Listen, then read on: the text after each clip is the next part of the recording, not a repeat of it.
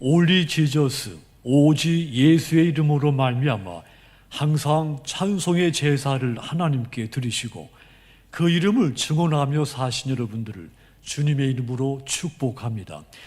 지난 한 주간 동안에는 서로 사랑과 기도와 또 칭찬으로 격려하면서 사셨다면 이번 주에는 고난을 당했을 때, 병들었을 때, 병자를 만났을 때, 영적인 싸움을 싸울 때 기도로 승리하시고 회복하시는 여러분들이 되시도록 주님의 이름으로 축원합니다.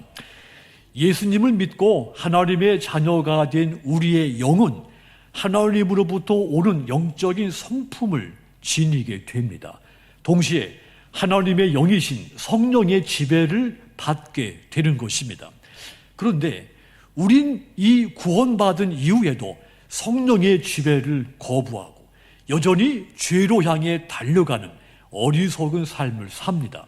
그래서 이 죄로 인해 잃어버린 하나님의 영이신 그 거룩한 형상을 다시 회복해야 되는 겁니다.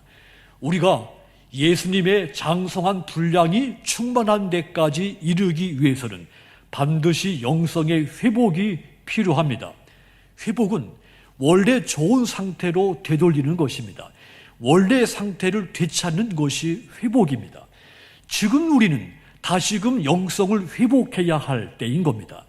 이 회복을 위해서는 기도가 절실하게 필요한 겁니다. 어떤 생명체든지 호흡이 멈추면 죽습니다. 동물이든 식물이든 바다의 생물까지도 호흡이 멈췄다 죽은 겁니다. 우리의 영도 마찬가지입니다. 기도가 멈추면 영도 죽습니다. 기도가 멈추면 우리의 믿음, 능력, 하나님과의 모든 관계 다 소멸됩니다. 그래서 기도가 멈추면 안 되는 겁니다. 다른 일은 멈춰도 다시 시작하면 됩니다. 기도는 멈추면 안 됩니다. 기도는 쉬지 않고 이어져야 되는 겁니다. 기도는 내 영이신 하나님을 만나는 통로입니다. 그러므로 기도가 살면 내 영이 살고 반대로 내게 기도가 죽으면 내 영도 죽는 겁니다.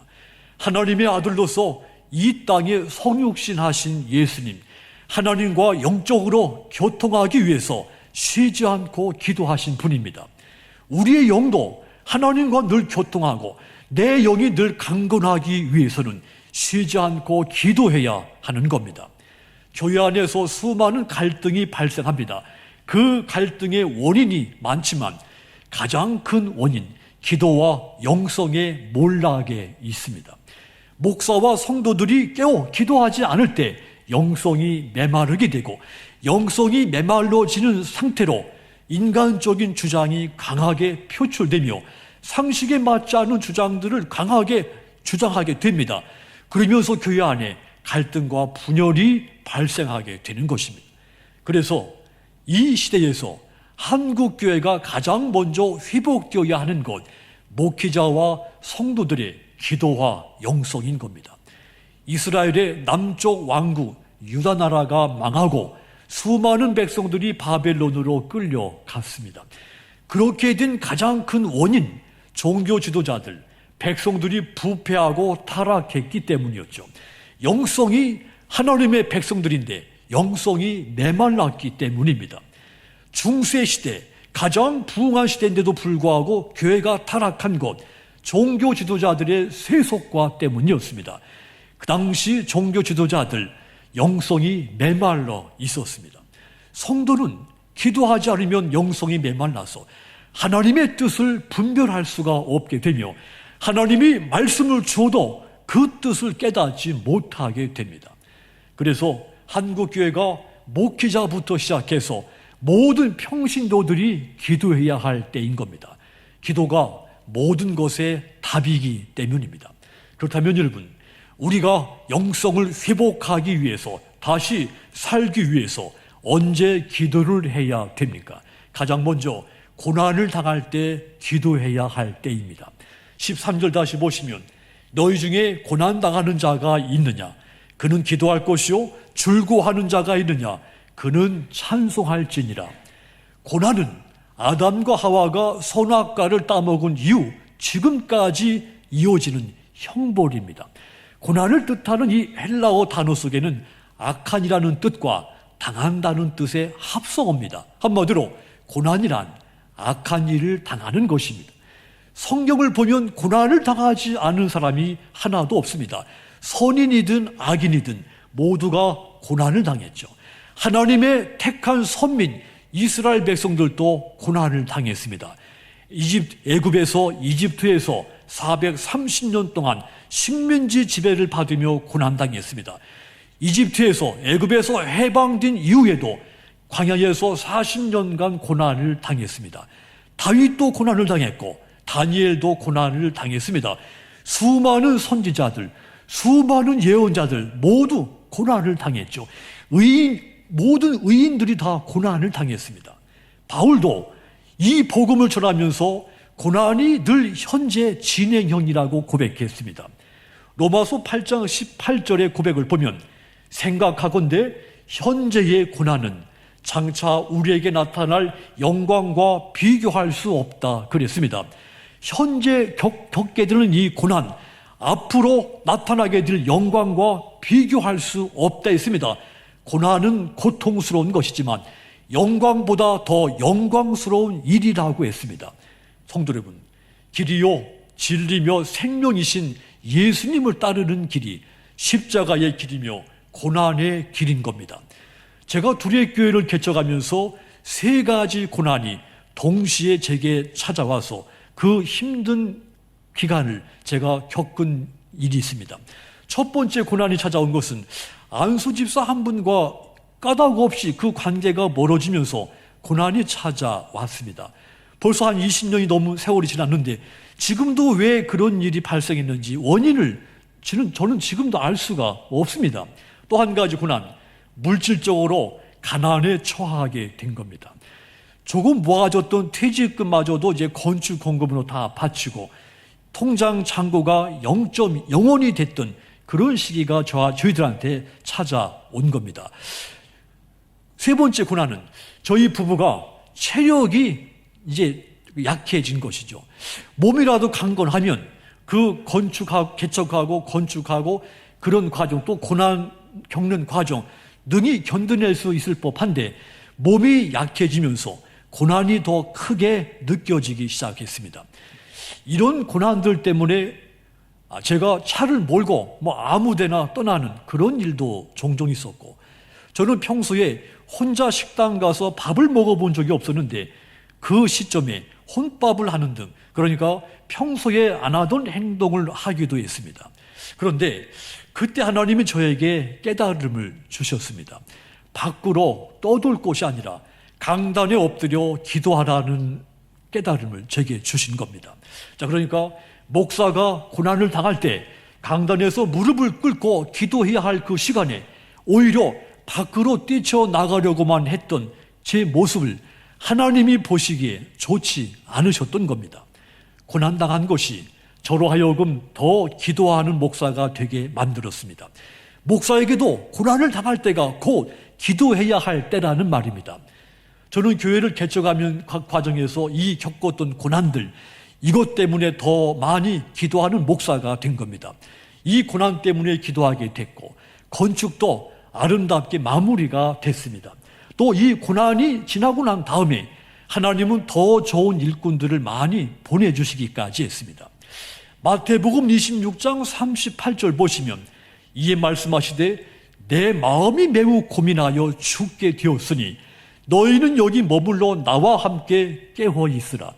예수님께서도 고난을 당하시자 제자들에게 나랑 같이 깨어 기도하자고 말씀을 하신 겁니다. 근데 그때 어떤 기도를 하십니까?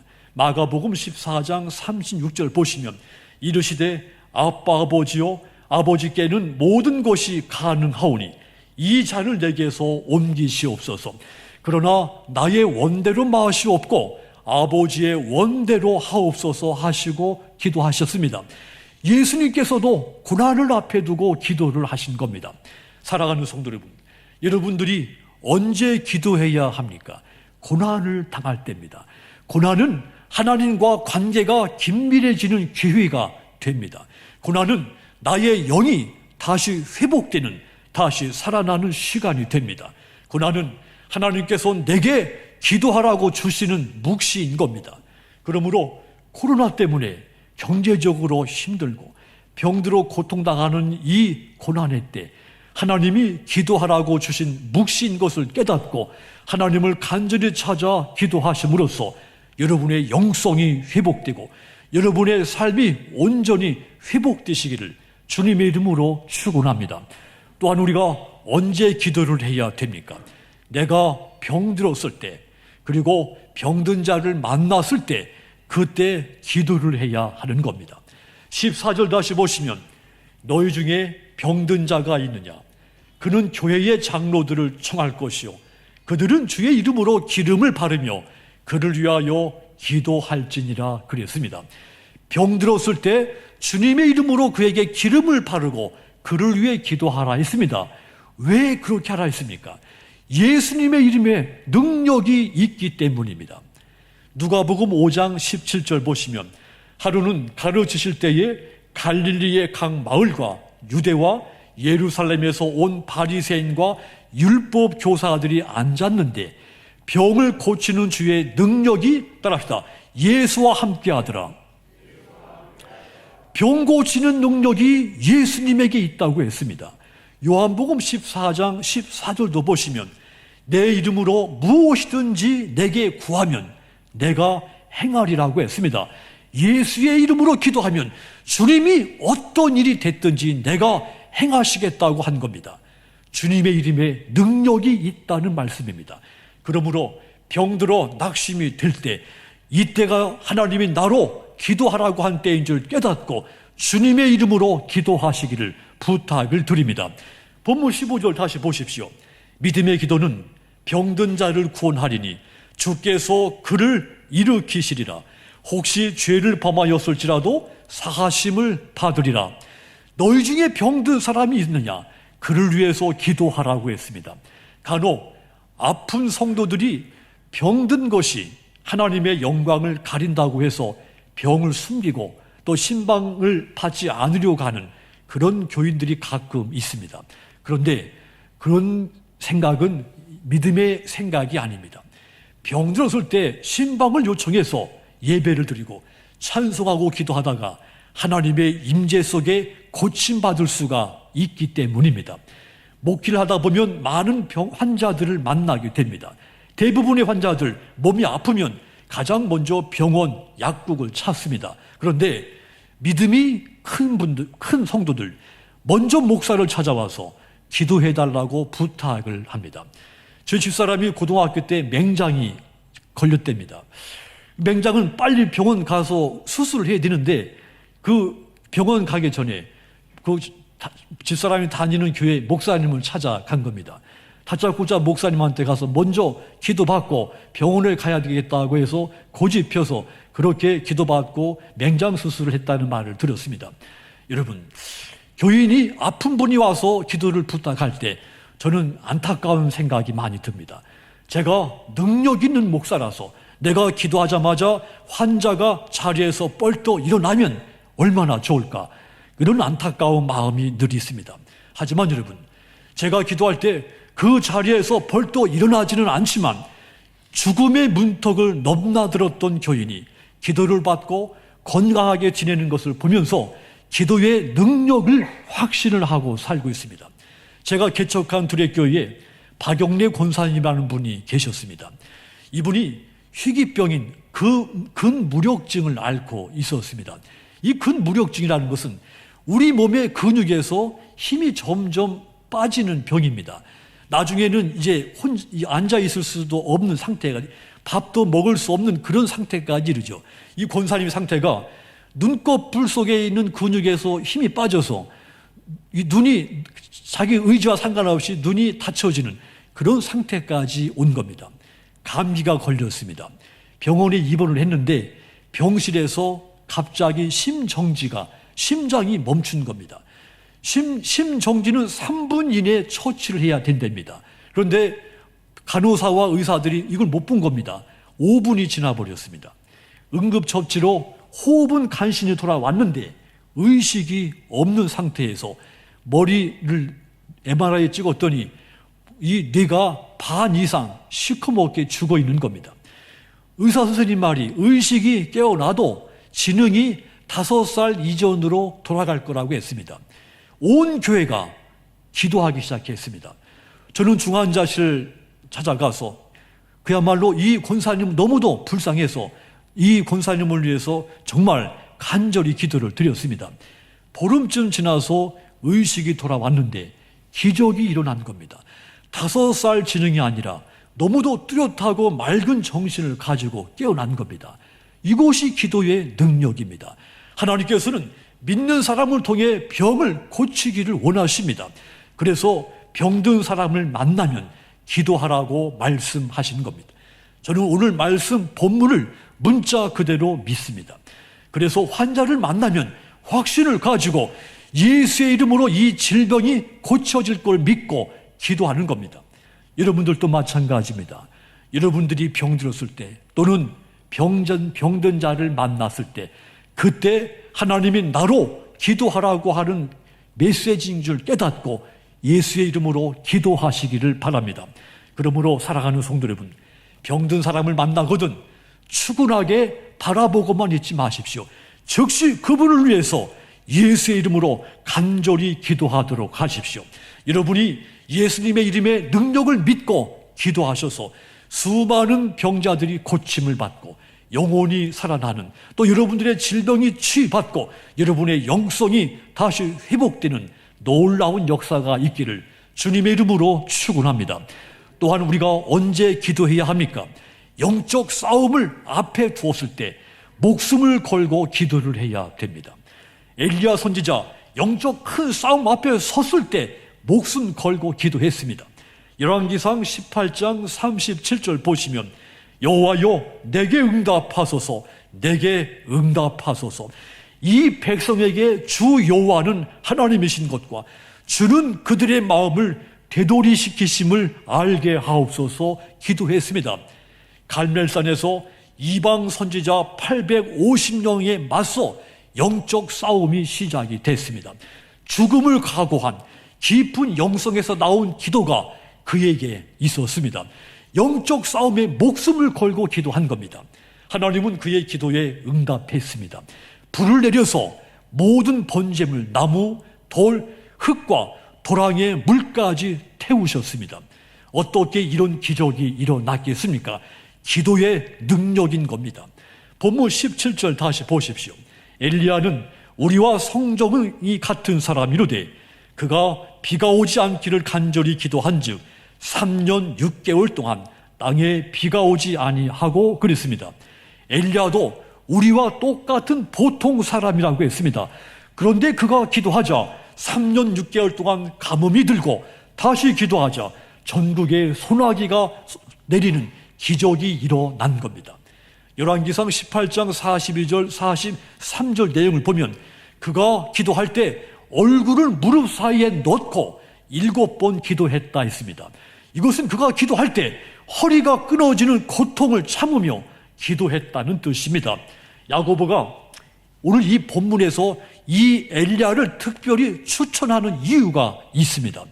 핍박 때문에 흩어진 이 초대교회 성도들, 엘리야의 영적 싸움, 기도를 본받으라고 권면하기 위해서 이 엘리야를 추천을 한 겁니다. 자, 그러니까 야고보 설교는 이겁니다. 사랑하는 성도 여러분, 엘리야가 어떻게 영적 싸움을 싸우는지 보십시오. 엘리야가 어떻게 기도했는지를 본받으십시오. 그러면 하나님께서 그 간절함을 보시고 우리를 통해, 여러분들을 통해 기적을 일으킬 것입니다. 이런 설교를 한 겁니다. 그렇다면 여러분, 이 시대에서 영적인 싸움은 어떤 것이 있습니까? 이단과의 싸움이 영적인 싸움이죠. 그런데 가만히 내 안을 돌아보면 내 안의 우상과의 싸움이 더 큰 영적인 싸움인 것을 알 수가 있습니다. 그렇다면 내 안의 우상은 무엇입니까? 물질 만능주의가 내 안의 우상이 됐습니다. 이 시대는 신앙인들이 돈이 우상이 된 그런 시대입니다. 하나님보다 돈이 내 삶에서 우위가 차지해버린 그런 시대입니다. 기독교인들이 부동산으로, 주식으로, 가상화폐로 부자가 된 그런 사람들을 부러워합니다. 그 대열에 끼지 못한 것을 안타까워하는 시대입니다. 기독교인들이 하나님께 나아가고 하나님의 말씀의 길을 진지하게 기울이는 일에 소홀히 하는 시대입니다. 예수님은 이러한 세태에 대해서 마태복음 6장 24절에서 이렇게 말씀했습니다. 한 사람이 두 주인을 섬기지 못할 것이니 혹 이를 미워하고 저를 사랑하거나 혹 이를 중히 여기고 저를 경히 여김이라. 너희가 하나님과 재물을 겸하여 섬기지 못하느니라 했습니다. 한 사람이 두 주인을 섬기지 못하듯이 하나님의 백성들은 하나님과 물질을 동시에 섬길 수가 없다 했습니다. 황금 만능주의는 신앙의 적입니다. 하나님과 물질을 겸해 섬길 수가 없는 일이기 때문입니다. 내 안에 있는 이 물질 숭배의 우상과 싸워 승리하려면 엘리야처럼 목숨을 걸고 기도하는 사람이 되어야 하는 겁니다. 코로나19 이 바이러스는 나로 하여금 거룩한 영성을 유지하지 못하게 만든 사회적인 재난입니다. 코로나19 이 바이러스 때문에 우리가 처음 영상 예배를 드리기 시작할 때 교회에 와서 대면 예배 드리지 못하는 것을 너무너무 안타깝게 여겼습니다. 영상 예배라도 참석해서 예배 드리는 것, 그것만 가지고도 거룩한 열정을 갖고 있었습니다. 그런데 2년이 지난 지금 2020년, 2021년 지금 우리 상황은 어떻습니까? 한 번, 두 번 예배에 빠지게 되면서 점점 하나님과 멀어지고 있지 않습니까? 점점 하나님의 말씀과 거리가 멀어져 있지 않습니까? 이 코로나 시대에서 우리가 영적 싸움에서 점점 밀리고 있다는 뜻입니다. 그래서 지금 이 시대야말로 우리가 깨어서 영적 싸움을 해야 하는 때인 겁니다. 사람, 시대, 환경을 탓하면 안 됩니다. 탓할 이유가 있다면 기도하지 않아서 영적 권위가 추락한 자기 자신을 탓해야 되는 겁니다. 영적 싸움에서 승리하려면 다시 기도의 자리로 돌아가야 됩니다. 만일 내 하루 일상을 돌아봤을 때 하루가 너무 바빠서 성경 읽을 시간이 없고 기도할 시간이 없다고 생각한다면 이미 영적인 문제가 발생한 겁니다. 호세아 선지자, 예수님이 태어나시기 전 700년 전에 북쪽 이스라엘에서 태어나서 활동했던 선지자였습니다. 당시 이 팔레스타인 지방, 북쪽은 이스라엘, 남쪽은 유다로 분열돼 있었는데 남쪽, 북쪽 모두가 도덕적으로 부패해 있었습니다. 상골에도 극도로 무질서한 그런 상태에 두 나라가 빠져 있었죠. 그런데 이것보다 더 큰 문제는 하나님을 멀리 떠난 겁니다. 물질적인 풍요로움에 취해서 영적인 교만, 영적인 패자들이 돼버린 것이죠. 그들은 신앙생활 할 때 당시 그랬습니다. 하나님의 말씀을 맞춰서 신앙생활하는 것이 아니라 자기 편리주의에 맞춰 신앙생활을 했습니다. 자기 주장대로, 자기 소견대로 신앙생활을 한 겁니다. 그래서 이 호세아 선지자, 그 백성들에게 하나님의 경고의 메시지를 선포한 겁니다. 호세아서 6장 1절 보시면, 오라 우리가 여호와께 돌아가자. 여호와께서 우리를 찢으셨으나 도로 낫게 하실 것이요 우리를 치셨으나 싸매어 주실 것이미로다. 우리가 하나님께로 돌아가지 않으면 하나님은 우리를 치시고 찢으실 것이라고 했습니다. 그 이유는 우리가 하나님 앞에서 올바르게 살지 않고 범죄했기 때문이라고 했죠. 그런데 그 다음이 더 중요하죠. 그렇지만 우리가 회개하고 하나님께 돌아오기만 하면 하나님은 우리를 치셨다가도 다시 싸매 주실 것이고 우리를 찢으셨다가도 도로 낫게 해 주실 것이라 했습니다. 성도 여러분, 하나님은 우리를 사랑하시기 때문에 때로는 징계를 내게 내려서 나로 영적인 싸움터로 나를 내몰기도 하십니다. 그때는 머뭇거리지 말고 오라 우리가 여호와께로 돌아가자 크게 외치고 기도하면서 영적으로 든든히 무장을 해야 합니다. 그렇습니다. 어느 시대가 됐든지 고대 시대가 됐든지 현재 지금 시대가 됐든지 가장 중요한 것, 영성을 회복하는 일, 영적 싸움에서 승리자가 되는 것입니다. 그러므로 이 코로나 시대, 그리고 물질 만능주의라고 하는 이 우상의 시대 속에서 기도로서 영적 싸움을 이기시는 여러분들이 다 되시기를 주님의 이름으로 축원합니다. 사랑하는 성도 여러분, 우리가 언제 기도를 해야 합니까? 지금이 바로 하나님께 돌아와서 간절히 찾고 기도해야 할 때입니다. 고난을 당했을 때, 내가 병들었을 때, 병든 자를 만났을 때, 영적인 싸움 앞에 섰을 때, 곧 그때가 기도할 때인 겁니다. 그러므로 기도해야 할 지금 이 순간에 간절히 목숨을 걸고 기도하셔서 여러분의 몸과 마음과 영이 회복되고 더욱 강건해지시기를 주님의 이름으로 축원합니다. 기도하겠습니다.